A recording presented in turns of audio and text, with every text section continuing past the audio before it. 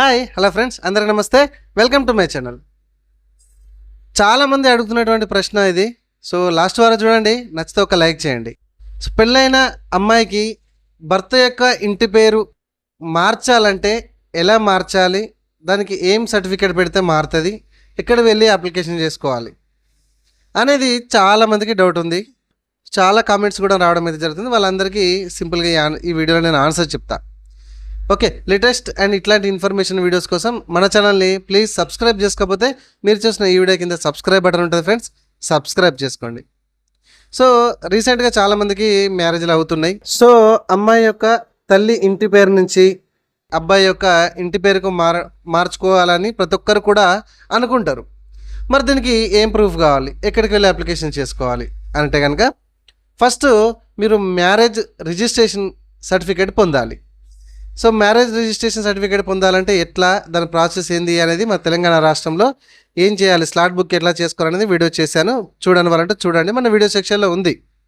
Okay, so first మనము భర్త యొక్క ఇంటి పేరు, వధువుకు పెళ్ళైన ఆడపిల్లకి భర్త యొక్క ఇంటి పేరు రావాలి అని అంటే కనుక ఆ పేరు, లేదా పెళ్ళికి ముందు ఒక పేరు ఉంది, పెళ్ళిలో వరుగులు గలవక ఒక పేరు అనుకున్నాము, కంప్లీట్గా పేరే చేంజ్ అయింది.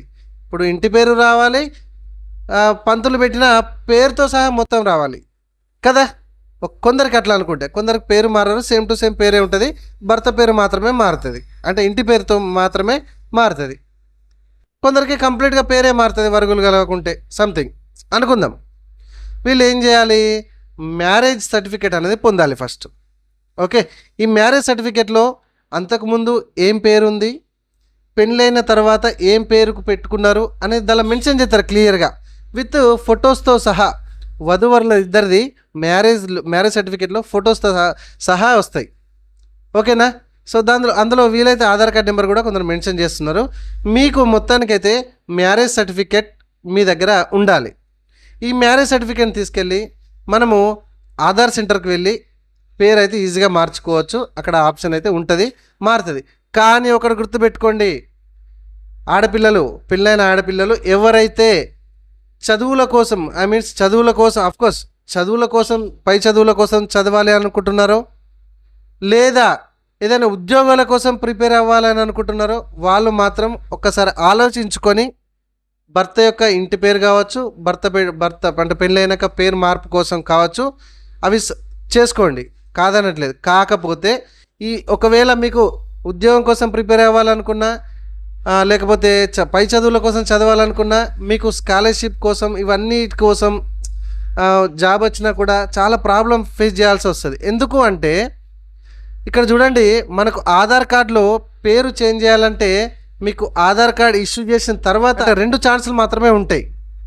ఓకే, ఆధార్ కార్డులో ఎక్కిన పేరు కాకుండా ఆ తర్వాత మనం పేరు చేంజ్ చేసుకోవడం ఎన్ని అవకాశాలు ఉంటాయి, 2 అవకాశాలు ఉంటాయి. ఒకటి, ఫర్ ఎగ్జాంపుల్ పుసుక్కన ఇప్పుడు మారుతుంది అనుకోండి, మారుతుంది అని అనుకుందాం, భర్త యొక్క ఇంటి పేరుకి మారుతుంది అని అనుకుందాం. మీకు చదవాలని ఇంట్రెస్ట్ ఉంది, లేదా ఉద్యోగాలు ప్రిపేర్ అవ్వాలని ఇంట్రెస్ట్ ఉన్నది, అక్కడ కొంచెం ఇబ్బంది పడే అవకాశం ఉంటుంది. ఇంకొక ఛాన్స్ మాత్రమే ఉంటుంది కాబట్టి సో వాళ్ళు అంటారు, ఒకవేళ ఉద్యోగం వచ్చినప్పుడు కావచ్చు మీ చదువు ప్రకారమే ఆధార్ కార్డు ఉండాలి అని అంటే కనుక, లేదు పై చదువుల కోసం మీ యొక్క ఆధార్ కార్డు చదువుల ప్రకారం కనుక మాత్రమే ఉండాలంటే కనుక మీరు హైదరాబాద్ రీజనల్ ఆఫీస్కి పోవాలి. ఇది మాత్రం గుర్తుపెట్టుకోండి. లేదు మేము పై చదువులు ఏం చదవము, మేము ఉద్యోగాలకు ఏం ప్రిపేర్ అవ్వట్లేదు అని అంటే కనుక మీరు హ్యాపీగా చేంజ్ చేసుకోండి.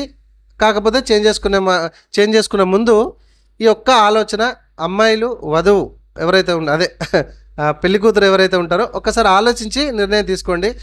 లేదు మేము ఖచ్చితంగా చదువుకుంటామంటే అబ్బాయిలు కొంచెం అర్థం చేసుకొని ఏంటంటే, మీరు ఏదైతే పెళ్లిలో పెట్టుకున్నారో పేరు అది పిలుచుకోండి.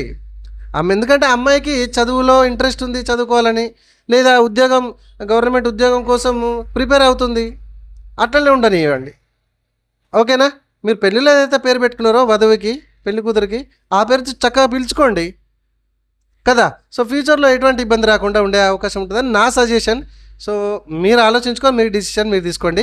సో మొత్తానికైతే పెళ్ళైన వధువుకి సో అత్తగారి ఇంటి పేరుకు మారాలంటే ఎటువంటి ఏం సర్టిఫికేట్ కావాలి, ఎక్కడికి వెళ్ళి చేంజ్ చేసుకోవాలి అనేది చెప్పడం జరిగింది.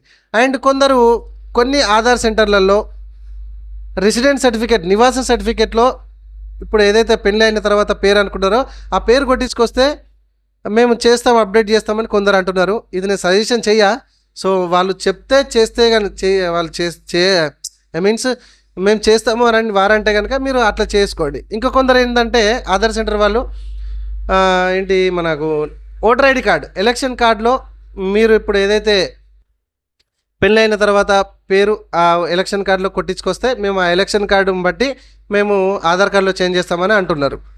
సో అట్లా కూడా మీ ఇష్టం. నేను ఇది కూడా రెండింటికి సజెషన్ నేను.